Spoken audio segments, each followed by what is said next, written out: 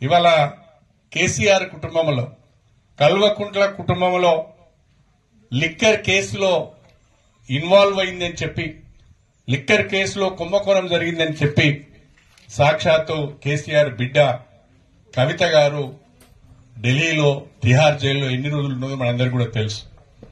అదేవిధంగా ఇవాళ కేటీఆర్ పైన ఫార్ములా ఈ కేసులో దాదాపు 55 కోట్ల రూపాయలు నిబంధనలను అతిక్రమించి మరి ఆ కంపెనీకి పే చేశారు.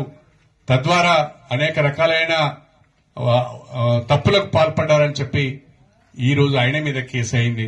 ఆయన కూడా రేపు మాపో జైలుకు పోయేటట్టున్నాడు.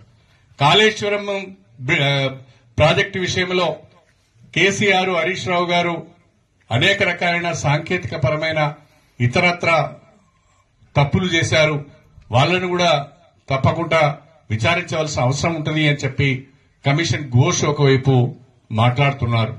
అంటే కల్వకుంట్ల కుటుంబంలో ఉన్న కేసీఆర్, హరీష్ రావు, కేటీఆర్, కవిత అందరూ కూడా వివిధ రకాలైన కేసుల్లో ఇరుక్కొని జైలు ఉచ్చులు కొంతమంది లెక్క పెడితే రేపు మాపో జైలు ఉచ్చులు లెక్క పెట్టడానికి మరికొంతమంది సన్నద్దమవుతున్నారు.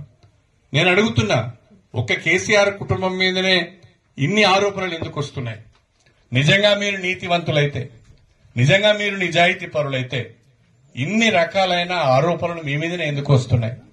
ఇన్ని రకాలైన సాక్ష్యాలు మీకు వ్యతిరేకంగా ఎందుకు లభ్యమవుతున్నాయి? మీరు మంచి వాళ్ళైతే ఈ రకంగా ఎందుకు